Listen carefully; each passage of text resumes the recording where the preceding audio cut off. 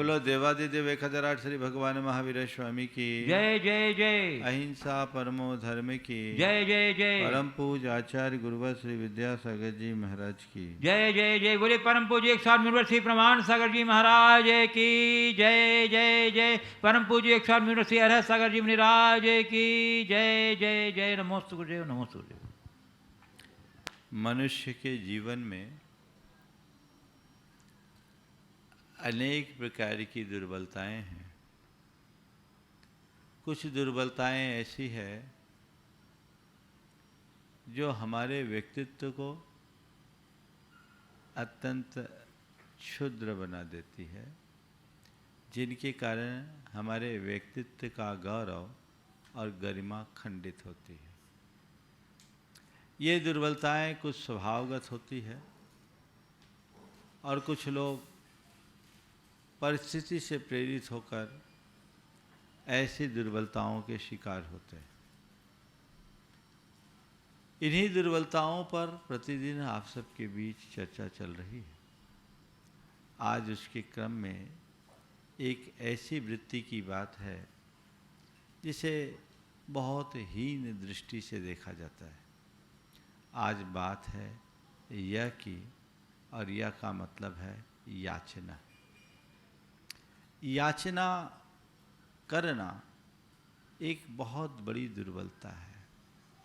हमारे यहाँ याचक वृत्ति को बड़ी निंद वृत्ति के रूप में गिना गया है। जो व्यक्ति याचक वृत्ति से जीता है उसे भिखारी के रूप में जाना जाता है और उसे बड़ा दीनहीन समझा जाता है। याचक की गौरव और गरिमा नहीं रहती। कुरान काबा में लिखा है कि अगर कोई मनुष्य किसी के आगे कुछ चाहने के लिए हाथ पसारता है तो उसका संपूर्ण गौरव खंडित होता है और उसकी गरिमा तो तब और भी छिन्न भिन्न हो जाती है जब उसे अनादृत करके लौटा दिया जाता है। कुछ लोग होते हैं जिन्हें किसी प्रकार की याचना में कोई संकोच नहीं, और कुछ लोग होते हैं जो किसी भी स्थिति में अपना हाथ फैलाने की इच्छा नहीं रखते। चार तरह के लोग हैं। एक वे जिनमें याचक वृत्ति है, दूसरी वे जो अयाचक वृत्ति वाले हैं, तीसरी वे जो उदार हैं, जो कोई याचक आए तो उसे लौटाते नहीं, और चौथे वे जो बड़े कृपण हैं, कंजूस हैं, उनके सामने चाहे कोई आ जाए एक दाना भी नहीं देते। इन चारों में अयाचक और उदार वृत्ति ही मनुष्य के जीवन को महान बनाती है। तुम्हारे सामने चाहे कैसी भी स्थिति निर्मित क्यों ना हो, कभी किसी के आगे कुछ मांगने के लिए हाथ मत फैलाना। जब भी किसी व्यक्ति को किसी के आगे हाथ फैलाना होता है तो उसका हाथ नीचे होता है और देने वाले का हाथ ऊपर होता है। कभी किसी से कुछ मत मांगो, स्वावलंबी बनो, अपने दम पर अपने जीवन का निर्वाह करो। मांगने की वृत्ति अच्छी नहीं है, लेकिन कुछ लोग हैं जिनको मांगने की आदत है, और मांगने की आदत भी ऐसी, मांग लेना फिर कभी लौटाना नहीं, है ना। कई लोग भिक्षा में याचना करते हैं, कई लोग उधार की याचना करते हैं, लेकिन मांग लिए। भिक्षा तो एक बड़ी दीनता का द्योतक है। अगर आपने हाथ फैलाया तो वो आपकी दीनता है। और फिर कुछ लोग जो है मांगते हैं, उधार मांगते हैं, कर्ज मांगते हैं। उनका काम है मांगना, आज इससे मांगना, कल उससे मांगना, परसों उससे मांगना। मांगने की प्रवृत्ति उनकी लगती है, मांग कर लेना पर चुकाना किसी को नहीं, है ना। एक बार एक व्यक्ति एक सेठ के पास चला गया और कहा मुझे 50,000 रुपये दे दीजिए। सेठ ने कहा भैया मैं तुम्हें रुपये कैसे दे दूं, मैं तो तुम्हें पहचानता भी नहीं। सेठ के पास गया, कहा मुझे 50,000 रुपये दे दीजिए। उसने सेठ ने कहा भैया मैं तुम्हें रुपये कैसे दे दूं, मैं तो तुम्हें पहचानता भी नहीं। तो उसने कहा हद हो गई, अभी तक मैं जिसके पास भी गया सबने मुझे यह कह करके निकाल दिया कि हम तुम्हें रुपया नहीं दे सकते क्योंकि हम तुम्हें अच्छे से पहचानते हैं। सब पहचानते हैं, जिसने अपनी पहचान ही ऐसी बना ली। तो याचकों को देखकर लोग कन्नी काटते हैं, है ना। तो याचना कभी मत करो, चाहे तुम्हारे प्राण जाने की भी नौबत क्यों ना आ जाए, कभी किसी के आगे याचना करो ही नहीं, क्योंकि उससे दीनता है। मैं एक ऐसे व्यक्ति को जानता हूं, देखो स्वाभिमानी व्यक्ति क्या होता है। उसकी स्थिति अत्यंत सामान्य, मतलब वो सिलाई मशीन चलाकर अपना रोजी रोजगार करता था। सिलाई मशीन चला करके अपना रोजी रोजगार करता था। उसके बेटे ने थोड़े उसके द्वारा जोड़े हुए पैसे से अपना कारोबार शुरू किया। संयोग ऐसा बना कि उसके बेटे का 1,25,000 रुपया लेकर कर कोलकाता जा रहा था, रास्ते में जेब कट गई, जो भी हुआ चोरी हो गई। उस व्यक्ति के ऊपर एक बहुत बड़ा झटका था। उसने मुझसे बताया, मुझे उसकी स्थिति को देखकर लगा कि इस आदमी को कहीं सहयोग देना चाहिए, दिलाना चाहिए। मैं उसको भी जानता था, उसके बेटे को भी जानता था। मैंने एक व्यक्ति से कहा कि देखो इस व्यक्ति के साथ ऐसी ऐसी स्थिति आ गई है, वो उसके ही गांव का था और बड़ा उदार था, तुम जाओ उससे बात करो और देखो ऐसे व्यक्ति को यदि थोड़ा सहयोग मिल जाए तो ये खड़ा हो जाएगा। आप सुन करके आश्चर्य करेंगे, जब उस व्यक्ति ने जाकर के कहा कि भैया तुम्हारे साथ ऐसा ऐसा हुआ है, बोलो तुम्हें क्या आवश्यकता, हम उसकी पूर्ति कर सकते हैं। उसने कहा भाई हमने आज तक किसी दूसरे के सहारे अपने जीवन को नहीं बढ़ाया, आगे भी नहीं बढ़ा सकते। हमें तो गुरु जी का आशीर्वाद ही पर्याप्त है। जैसे मैं मजदूरी करके अपना काम कर लेता हूँ, मेरा बेटा भी सिलाई करना जानता है, कुछ नहीं होगा तो वो भी सिलाई करके काम कर लेगा, लेकिन हम दूसरों के आश्रित होकर अपना जीवन नहीं बढ़ाना चाहते। कितनी ऊंची सोच है। सामने वाले ने कहा नहीं ऐसा कुछ नहीं, हम एक सहयोग देना चाहते। बोले नहीं, आपने किया इसके लिए भाव किया, इसके लिए शुक्रिया, आपको धन्यवाद, लेकिन आज की तारीख में हमें अभी आपके किसी सहयोग की आवश्यकता नहीं है। हमने आज तक किसी के आगे न तो हाथ फैलाया है और न ही हम भविष्य में किसी के आगे हाथ फैलाना चाहते हैं। हमने अपना जीवन निभा लिया। आज मेरी 70 साल की उम्र हो गई, मैं सिलाई करके अपने जीवन को चला लिया और अपने बच्चों को पाल लिया। मेरा बेटा है वो भी, और क्या है, इस काम में दिक्कत है, कल कर लेगा और कमा लेगा तो फिर काम कर लेंगे, लेकिन हम किसी के सहारे नहीं चलना चाहते। ये एक अच्छे व्यक्ति की पहचान। और कुछ लोग होते हैं जो उठपटांग काम करते हैं, ओवर एस्टिमेट बिजनेस करते हैं, अनाप शनाप खर्चा करते हैं और इससे लेकर उसको और उससे लेकर उसको, उनका पूरा जीवन ही इसकी टोपी उसकी सिर, इसकी टोपी उसकी सिर चलते रहती। अब एक युवक आया मेरे पास, उसको उसके पिताजी लेकर आए। कारोबार करता था, परिस्थिति थोड़ी भयानक हो गई।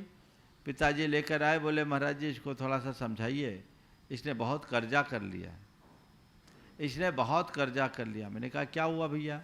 तो पता लगा लाखों रुपया का कर्जा उसने कर लिया था, क्षमता से ज़्यादा कारोबार किया और उसमें उसको नुकसान हो गया। और वो एक दूसरे को ब्याज चुकाने के लिए, एक दूसरे के लिए रकम चुकाने के लिए मोटे ब्याज दर पर रुपया लेते गया और इसका रुपया उसको, उसका रुपया उसको, इसका रुपया उसको, इसका रुपया उसको, उसमें उसका कर्ज बढ़ गया। अब स्थिति ये थी, जब उसने बताया, बोले भैया कोई बात नहीं है, थोड़ी सी स्थिति है, तुम्हारी जो एसेट्स है उसको सल्टा करके ठीक करो। इसको बोलो कि पहले ये उसमें कुछ ऐसे लोगों का भी रुपया था जो बड़े बदमाश टाइप के लोग थे और कुछ लोगों को उसने चेक भी दे रखा था। तो चेक के चक्कर में उसके ऊपर केस बनने की संभावना थी, स्थिति जटिल थी। मैंने उसको समझाया कि भैया किसी तरह से रास्ता करो, कोई रास्ता निकालो। और नहीं है, उसके कुछ रिलेटिव थे बड़े समर्थ और उदार थे। हमने कहा अपने कुछ रिलेटिव, उसके माने लड़के का ससुर ही बहुत समर्थ था। हम बोले अपने रिश्तेदारों से कहो कि ये संकट की घड़ी में थोड़ा सहयोग करे और काम करके आगे चलो। पिता ने कहा महाराज इसने किसी के सामने मुंह दिखाने लायक ही नहीं छोड़ा, तो अब क्या कहेंगे। महाराज सबसे मांग चुका, जितने से मांगना था सबसे मांग चुका। और महाराज जी जिससे हम 5 लाख ले सकते थे उससे 5,000 रुपया लेके रास्ता बंद कर दिया। किसी से भी कुछ भी मांग ले, तो जिन लोगों को मांगने में रंचमात्र संकोच नहीं होता उनकी दशा बड़ी दयनीय हो जाती है। मैं आप सबसे आज के संदर्भ में ये कहूँगा, चाहे जैसी विषम स्थिति हो, अपने आप को अपने दम पर ऊंचा उठाने का पुरुषार्थ करो। दूसरों पर निर्भर कभी मत हो, कभी किसी के आगे याचना न करना पड़े, हाथ फैलाना न पड़े। मुनियों के संदर्भ में कहा है कि मुनिराज का हाथ दूसरों को आशीर्वाद देने के लिए तो उठता है, पर कुछ मांगने के लिए नहीं। ऐसे ही मनुष्य को अपने जीवन में कभी किसी के मांगने की स्थिति बनने ही नहीं देनी चाहिए। ऐसी नौबत ही ना आए कि हम किसी से कुछ मांगे। अब महाराज जी कई लोग बोलते हैं हम लोग धार्मिक सामाजिक कार्यों में आगे होते हैं, और धार्मिक सामाजिक कार्यों के लिए लोगों का सहयोग अपेक्षित होता है, और सहयोग के लिए लोगों से दान भी मांगना पड़ता है। तो क्या ये भी याचना की श्रेणी में आएगा? कई जगह के लोग जो समाज के मुख्य कार्यकर्ता होते हैं वो तो कहते हैं महाराज हम लोग समाज में बड़े बदनाम हैं, हम लोग शक्ल देखते तो समझते इनको कुछ देना पड़ेगा तो दाएं बाएं होते हैं। तो महाराज क्या है ये? याचना है। देखिए स्थूल तौर पर देखें तो याचना है, लेकिन गहराई से देखें तो याचना नहीं, एक प्रेरणा है। आपको समाज के लिए, धर्म के लिए लोगों से अगर दान लेना है तो दान मांगिए मत, दान देने के लिए प्रेरित कीजिए। उन्हें आप अपनी बात बताइए, उसका महात्मा बताइए, और महात्मा बता करके उनसे कहिए कि आज इसकी आवश्यकता, और आप अगर ऐसा द्रव्य लगा करके, अपना धन लगा करके लाभ लेते तो ये आपके बड़े पुण्य लाभ का अवसर है। ये प्रेरणा है, और प्रेरणा के साथ प्रभावना भी है। किसी व्यक्ति को पुण्य कमाने का अवसर देना याचना नहीं, उसके लिए पुण्योपार्जन की प्रेरणा है। उससे उसका परिग्रह कम होता है, उसकी आसक्ति मंद होती है, और अपने आसक्ति की मंदता, परिग्रह की अल्पता के बल पर वह अपने जीवन को काफ़ी खुशहाल बना सकता है। तो हमें ऐसी प्रेरणा देना है, उसमें फिर संकोच नहीं करना ही। हमने आज तक किसी से बोला नहीं, हम कैसे बोले? अपने लिए मांगना पाप है, पर औरों के कल्याण के लिए किसी को प्रेरणा देना परम पुण्य है। एक आदमी आगे आता है और उस एक आदमी के आह्वान पर अनेक लोग जुड़ते हैं, तो उससे कितने लोगों को पुण्य का लाभ होता है, और उस संग्रहित द्रव्य से कितने जीवों का कल्याण होता है। इसलिए इसको याचना मत कहना, ये प्रेरणा है। दान की प्रेरणा दो, दान मांगो मत। मांगना तो लोग व्यवहार में बोला जाता है, दान मांगा नहीं जाता, दान दिया जाता है, और दान की प्रेरणा दी जाती है। तुम प्रेरणा दो, अच्छी प्रेरणा दो। तुम्हारी प्रेरणा से प्रभावित होकर के लोगों का जीवन बदलेगा, तो वह भी तुम्हारे लिए महान पुण्य का कारण बनेगा। तो ये तो होना ही पड़ता है, बिना प्रेरणा दिए तो कोई देता भी नहीं है। देता है क्या? जब तक आप किसी अच्छी योजना को लोगों तक बताएंगे नहीं, कहीं धन की उपयोगिता का बोध लोगों को नहीं कराएंगे, तो लोग देंगे भी कैसे? जब आप इस तरह का प्रस्ताव रखते हैं और सामने वाला प्रेरित होकर के उसे देता है, तो उसको पुण्य बनता है।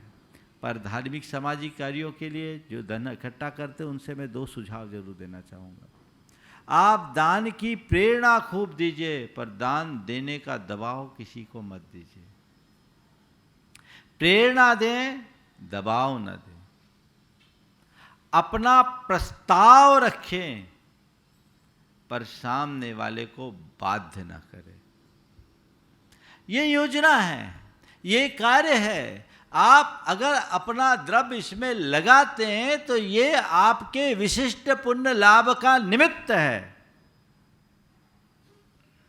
सामने वाले को समझ आ जाएगा, खुशी खुशी देगा। और ऐसे लोगों के प्रति मैंने देखा, कई ऐसे लोग भी होते हैं बड़े उदार, जो किसी के निमित्त से, किसी के द्वारा कुछ बताए जाने पर दान देते हैं, तो सबसे पहले उसके लिए उसके प्रति कृतज्ञता ज्ञापित करते हैं कि बहुत बहुत आभार आपका कि आपने अपना धन, हमारा धन अच्छे कार्य में लगवा दिया। एक व्यक्ति एक सज्जन को लेकर के मेरे पास आए, दिल्ली के थे और वो गुनायतन से जुड़े।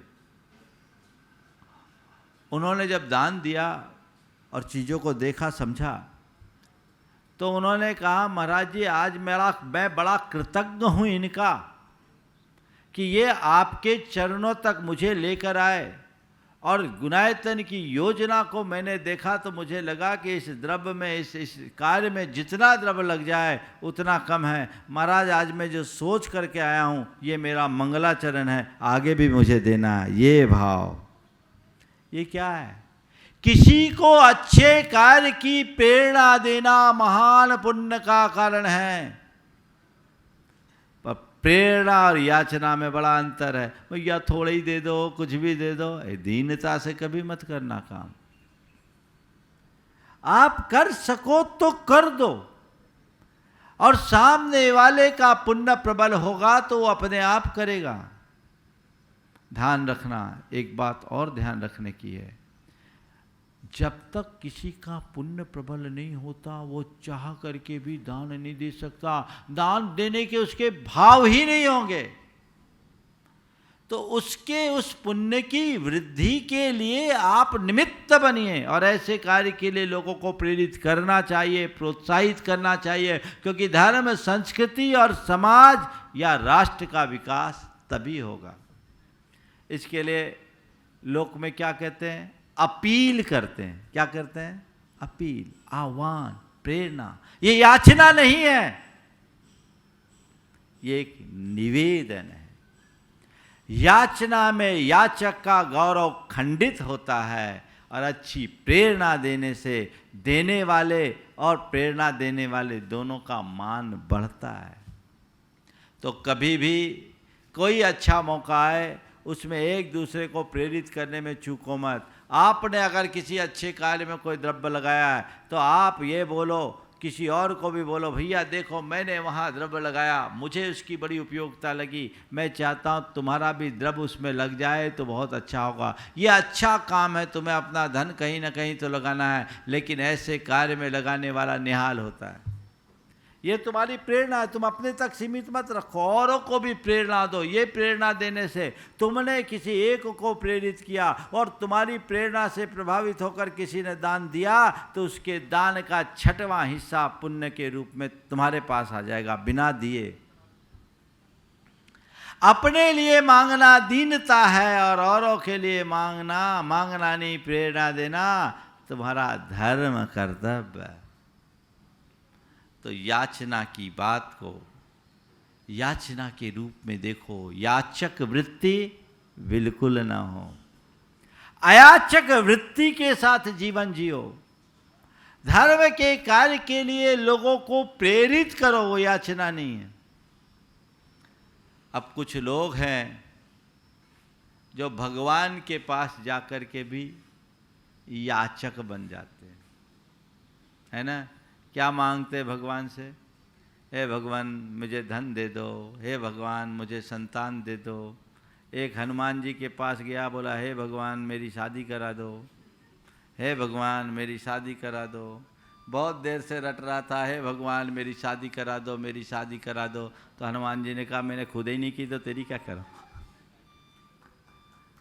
ये एक दुर्बलता है। भगवान के सामने याचना नहीं, प्रार्थना करो। अपने संकट को टालने की कामना करना याचना है। संकट को टालने का निवेदन करना एक प्रकार की याचना है। और कैसा भी संकट हो, संकट में अपने आप को स्थिर बनाए रखने की भावना प्रकट करना प्रार्थना है। मेरे कष्ट दूर हो, ये याचना। भगवान कैसा भी कष्ट हो, मेरी स्थिरता बनी रहे, मैं उन कष्टों को सह सकूं, ये प्रार्थना। याचना किसी वस्तु विशेष या व्यक्ति विशेष को पाने की होती है, और प्रार्थना स्वयं को स्वस्थ, समर्थ, सशक्त और सकारात्मक बनाने की कामना का नाम है। अपने आप के अंदर ऐसे गुण विकसित करो कि भगवान के चरणों में जाओ तो याचक बनकर नहीं, क्या बन करके जाओ? भक्त बन करके जाओ, पुजारी बन करके जाओ। एक सेठ ने भगवान का मंदिर बनाया, बहुत भव्य मंदिर बनाया, और प्रतिदिन रत्नों की थाल लेकर भगवान की पूजा करता था। उसी मंदिर के बाहर एक भिखारी भी बैठता था। एक दिन दोपहर में वो भिखारी गया, अंधा भिखारी था। सेठ उस दिन कुछ विलंब से आया, देखा तो भिखारी भगवान से बात कर रहा था। भिखारी ने भगवान से निवेदन किया, हे प्रभु, बड़ा कृतज्ञ हूं आपका, आपका कितना महान उपकार है मुझ पर कि आपने मुझे दोनों सबल पैर दिए। भले मेरी आंखें नहीं, पर कितने समर्थ पैर हैं। इन पैरों के बल पर मैं आपके चरणों में नित्य आ जाता हूँ। मैं आपके दर्शन न कर पाऊँ तो क्या हुआ, आपकी दृष्टि मुझ पर पड़ती है, मैं धन्य हो जाता हूँ। और अच्छा मानता हूँ इसे कि मेरी दृष्टि नहीं है, आपको नहीं देख पाता तो दुनिया में और किसी को भी नहीं देख पाता। प्रभु, बस आपकी अंतर छवि मेरे हृदय में है, मैं उसका ही दर्शन करता हूँ, और आपकी दृष्टि मात्र से मैं धन्य हो जाता हूँ। भगवान ने कहा कि देख, निश्चित ही तेरा सौभाग्य है, पर मैं चाहता हूँ तुझे दृष्टि भी मिल जाए। मेरी आंखें निकाल करके तू जड़ ले। भगवान की आंखें हीरे की थी। मेरी आंखें लगा करके तुम अपनी आंखों में जड़ लो, तुम्हें दृष्टि मिल जाएगी। भिखारी ने कहा, प्रभु ऐसा कष्ट मत करो मेरे पीछे, मुझे आंखें नहीं चाहिए, मुझ पर तो आपकी कृपा दृष्टि ही पर्याप्त है। मैं ऐसे ही ठीक हूँ, मेरा जीवन ऐसे बीत गया, आगे भी बीत जाएगा। पता नहीं आंखें पाऊँगा तो कहीं मेरी आंखें चंचल ना हो जाए, किसी और पर फंस न जाए, तो इसलिए मैं ऐसे ही ठीक हूँ। सेठ ने देखा तो तिल मिला गया। उसने भगवान से कहा, भगवान अरे कम से कम स्टेटस तो देखा करो। मैं आपका इतना बड़ा पुजारी, इतना बड़ा भगत, इतना विशाल मंदिर बनाया, रोज सबसे पहले मैं आपकी पूजा करता हूं, मैं ना आऊं तो आपका पूजन ही ना हो, आपका भोग भी न लगे, और आपको पसंद भी आए तो अंधा भिखारी, उसकी औकात क्या है? आज तक तो आपने मुझसे बात नहीं किया, आपको वो भिखारी पसंद आया। तो भगवान ने कहा, राजन ठीक कहते हो, मैं भिखारी को पसंद भी नहीं करता, मैं भिखारी को कभी पसंद नहीं करता, मैं याचक को कभी पसंद नहीं करता, और इसीलिए कभी मैंने भिखारी से बात भी नहीं की। भगवान आज ही तो आपने भिखारी से बात की। सेठ, काश तू भिखारी को पहचान पाता। भिखारी कौन है? जो निर्लज्जता पूर्वक मांगता है उसको ना भिखारी कहते हैं। बोले हाँ। भिखारी कौन? जो निर्लज्जता पूर्वक जिस किसी के आगे हाथ पसार दे वो भिखारी। तो भगवान ने कहा, बस मैं तुझसे यही कहना चाहता हूं, तू जिससे भिखारी कह रहा है ना, उसने आज तक मुझसे कभी कुछ नहीं मांगा। तो जिससे भिखारी कह रहा उसने आज तक मुझसे कभी कुछ नहीं मांगा, अपितु मैं अपनी ओर से उसे देना चाहा तो भी उसने कहा, प्रभु मुझे नहीं चाहिए, मेरे पास जो है पर्याप्त है। बताओ भिखारी है कि शहंशाह? लेकिन तू अपने आप को शहंशाह मानता है? तू देख, अपने आप के भीतर झांक कर देख। एक भी दिन ऐसा हुआ जिस दिन तूने अपना कोई मांग मेरे पास नहीं रखा?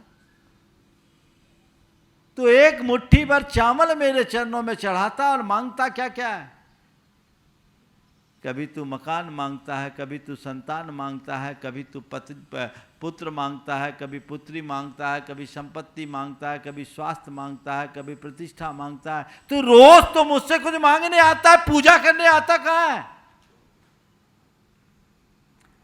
और मैं याचकों को पसंद नहीं करता, मैं भक्तों को पसंद करता हूँ। बस मैं आपसे इतना ही कहना चाहता हूँ, भगवान के चरणों में जाओ तो याचक बनकर मत जाओ, भक्त बन करके जाओ, समर्पण के भाव से जाओ। मुझे उसकी जरूरत ही नहीं है तो भिखारी कौन समझ लो। हम काश ये पहचान पाए। याचक वृत्ति मनुष्य के पतन का द्योतक है और अयाचक भाव मनुष्य की गरिमा का प्रतीक। तो याचक वृत्ति से मुक्त होकर अयाचक भाव अपने हृदय में ढारे तो हमारा जीवन आगे बढ़ेगा। अब तीसरा, कई लोग हैं जो अपनी परिस्थिति से पीड़ित होकर की याचना करते हैं। जो आदतन याचना करते तो अलग बात है, पर मैं एक बात और कहूँगा आप लोगों को, दुनिया में भिखारी वे नहीं जो सड़क पर घूमते दिखते हैं, भिखारी वे भी हैं जो सफ़ेद पोश होते हैं, गाड़ी बंगला में घूमते हैं। अंतर ये है कि वे भिखारी 2-4 रुपये मांगते हैं और इनकी मांग 2-4, 10-20 लाख और करोड़ की होती है। ये बड़े, जिसकी जितनी बड़ी मांग वो उतना बड़ा भिखारी।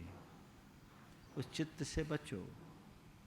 पर तीसरे क्रम के लोग वे लोग होते हैं जो व्यक्ति घोर कंजूस, कृपण, अनुदार होते हैं। तुम्हारे यहां अगर कोई व्यक्ति परिस्थिति से पीड़ित होकर के मांगने आया है तो अपने दरवाजे पर आए याचक को कभी खाली मत लौटाओ। कुरल काव्य में लिखा है, जिस घर के दरवाजे पर आया हुआ कोई भी याचक अनादृत होकर नहीं लौटता, उसका वंश कभी निर्बीज नहीं होता। जिस घर के दरवाजे पर आया हुआ याचक कभी अनादृत होकर नहीं लौटता, उसका वंश कभी निर्बीज नहीं होता। आपके पास कोई आया है, 1 रोटी 2 रोटी की मांग या 1 रुपये 2 रुपये की मांग लेकर, और आपने कह दिया चलो जाओ यहां कुछ नहीं है। सच में ऐसे व्यक्ति के पास सब कुछ होने के बाद भी कुछ नहीं है। उसकी परिस्थिति देखो, उसकी दशा देखो, और तुम्हारा हृदय दया से द्रवीभूत होना चाहिए। हाँ, मांगता हूं कि कई लोग ऐसे हैं जो आदतन भिखारी बने रहते हैं, वो उनका धंधा हो गया है। अभी कुछ दिन पहले एक समाचार आया था, एक भिखारी मरा और उसके मरने के उपरांत उसके पास जो पासबुक वगैरह निकले, उससे उसके पोस्ट ऑफिस और बैंक में 62 लाख रुपए थे।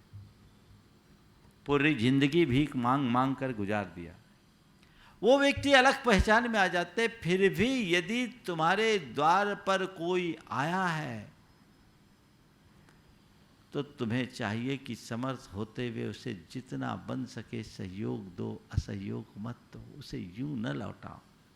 हाँ, जो जाहिर तौर पर दिखता है कि ये तो इसका दुरुपयोग करेगा, जिसको तुम जानते हो, पहचानते हो कि तुमने यहाँ पैसा दिया, उधर वो शराब पिया, उसको तुम नकार दो। लेकिन आम परिस्थिति से पीड़ित कोई व्यक्ति किसी भी वजह से, चाहे वो तुम्हारे दरवाजे पर आने वाला भिखारी हो, चाहे तुम्हारा कोई साधर्मी या सामाजिक बंधु हो,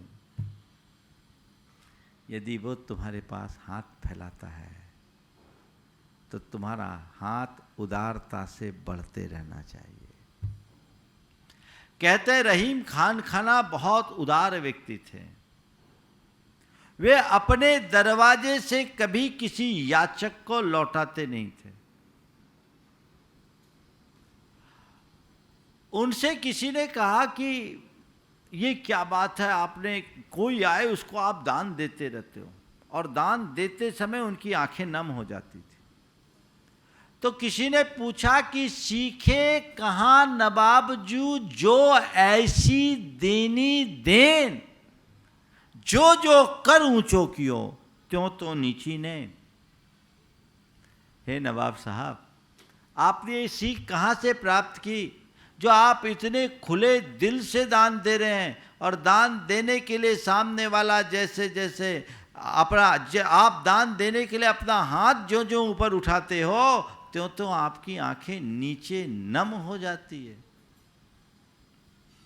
तो कहते हैं रहीम जी ने जो जवाब दिया वो उनकी उदारता का द्योतक है। उन्होंने कहा देनहार कोई और है, देवत है दिन रैन। लोग भरम मोपे करे, ताते नीची नैन। अरे मैं देने वाला कहाँ हूं? देने वाला तो कोई और है जो मेरे संयोगों से मुझे मिल रहा है। मैं देने में निमित्त बन रहा हूं और लोग ये भ्रम कर रहे हैं कि ये दे रहा है, यश मेरा हो रहा है, इसलिए मेरी आंखें नम हो रही है। यह है उदारता। तुम्हारे पास सरप्लस है तो कोई आया है दो, उसे देने में संकोच मत करो, शक्ति भर दो, शक्ति से बाहर मत देना। व्यक्ति की स्थिति को देखते हुए दो, और दो तो सहयोग के भाव से दो, ऐसे मत देना, दे दोगे तो फंस जाओगे। आया मेरे पास सामर्थ्य है और मेरे स्वल्प सहयोग से सामने वाला अगर खड़ा हो सकता है तो किस बात का संकोच, एक दिन तो मुझे भी छोड़ करके जाना है। उदार मनुष्य कभी किसी को लौटाता नहीं और कंजूस मनुष्य कभी किसी को देता नहीं। आज ऐसे कंजूसों की भरमार है। ऐसी कृपणता भरे चित्त से मुक्त हो, अयाचक बनो और उदार बनो, याचक मत बनो, कृपण मत बनो। जीवन में कभी किसी से याचना मत करना, और कोई याचक आए तो उसे अनादृत मत करना। एक आचार्य ने लिखा कि तुम्हारे दरवाजे पर आया हुआ जो भिखारी है ना, तुमसे भीख नहीं मांगता, तुम्हें बहुत बड़ी सीख देता है। तुम्हारे द्वार पर आया हुआ भिखारी तुमसे भीख नहीं मांगता, तुम्हें बहुत बड़ी सीख देता है। क्या देता है? वो कहता भैया दान दो, दान दो, दान दो। मैंने दान नहीं दिया तो मैं भिखारी हो गया, अब तुम सोच लो तुम्हारा क्या हाल होगा। शिक्षन्ते नहीं याचन्ते भिक्षा चारा ग्रहे ग्रहे, दीयताम दीयताम नित्यम मदातु गति मिदृशिम। मेरी दशा देख लो और समझ लो। इसलिए कंजूस मत बनो, उदार बनो।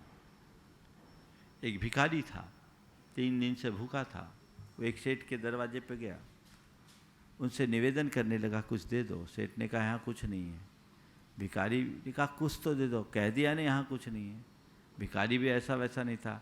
सेठ जी कुछ तो दो, 3 दिन से भूखा हूँ, कुछ तो दे दो, मैं कुछ लेकर ही जाऊँगा। जब भिखारी अड़ गया तो सेठ ने कहा ठीक है मैं तुम्हें भीख दूंगा, लेकिन एक शर्त है। बोले क्या? मेरी 2 आँखें हैं, एक असली है एक पत्थर की है।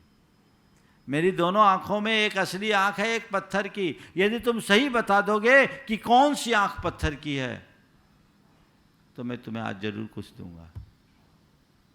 तुम ये बता दोगे कि मेरी कौन सी आँख पत्थर की है तो मैं तुम्हें जरूर कुछ दे दूंगा। भिखारी ने सेठ को देखा और कहा आपकी बाईं आँख पत्थर की है। हकीकत में उसकी बाईं आँख पत्थर की थी। पूछा बोला आपकी बाईं आँख पत्थर की, और सच में उसकी बाईं आँख पत्थर की थी। सेठ को बड़ा आश्चर्य हुआ, आज तक कोई पकड़ नहीं पाया था कौन सी आँख पत्थर की है। तो सेठ ने कहा तूने बताया तो सही, पर ये बता तू जाना कैसे? तूने बताया तो सही, पर ये बता तूने जाना कैसे? उसने कहा सेठ साहब उसी में थोड़ा सा पानी दिख रहा था, तो मैंने सोचा ऐसे कंजूसों की असली आँख में तो पानी आ ही नहीं सकता, उसी में थोड़ा पानी दिख रहा था। तो क्या है, सोच को हमें ठीक बनाना है। कृपणता से बचिए और उदारता को बढ़ाइए। सूर्यकांत त्रिपाठी निराला अपनी उदारता के लिए बड़े प्रसिद्ध थे। वे इलाहाबाद में एक तांगे से जा रहे थे। एक तांगे से जा रहे थे। रास्ते में उसी दिन उनको वेतन मिला था। एक भिखारी बुढ़िया याचना के भाव से हाथ फैला के खड़े हो गए। वो तांगे से उतरे। भिखारी ने कहा था कुछ दे दो। उन्होंने भिखारी से पूछा, ये बताओ मैं तुम्हें 1 रुपया दूं तो तुम कितने दिन भीख नहीं मांगोगे? मैं तुम्हें 1 रुपया दूं तो तुम कितने दिन भीख नहीं मांगोगे? भिखारी ने कहा 1 रुपया दोगे तो 1 सप्ताह भीख नहीं मांगो। बोले अगर मैंने तुम्हें 5 रुपया दिया तो कितने? बोले 1 महीना भीख नहीं मांगूंगी। उन्होंने कहा यदि मैं 100 रुपया दे दूं तो? बोले जन्म भर भीख नहीं मांगूंगी। 100 रुपया दे दूं तो जन्म भर भीख नहीं मांगूंगी। उन्होंने अपने पर्स खोले, उसमें 650 रुपये थे। पूरे रुपये उस भिखारी की झोली पे डाल दिया और सीधे तांगे पे बैठे। तांगा आगे बढ़ गया। भिखारी कृतज्ञता भरे भाव से उन्हें देखती रह गई, पर कुछ कह भी नहीं पाई, आगे बढ़ गए। निराला जी का पर्स भले खाली था, पर हृदय भावों से भरा हुआ था। ये उदारता। मेरे स्वल्प सहयोग से एक व्यक्ति पूरे जीवन भिखारीपन से बच जाए, इससे अच्छी बात क्या है? तो आज बात यह की है, याचना की है। याचना करना नहीं, याचक वृत्ति अपनाना नहीं, अयाचक बनना, और याचना करने वालों को कभी ठुकराना नहीं, उदार बनना। बस यही चारों बातों को ध्यान में रखकर चलेंगे तो हमारे जीवन का निश्चित उत्कर्ष होगा। समय आप सबका हो गया, यहीं पर विराम। बोलिए परम पूज आचार्य गुरुवर श्री विद्यासागर जी महाराज की।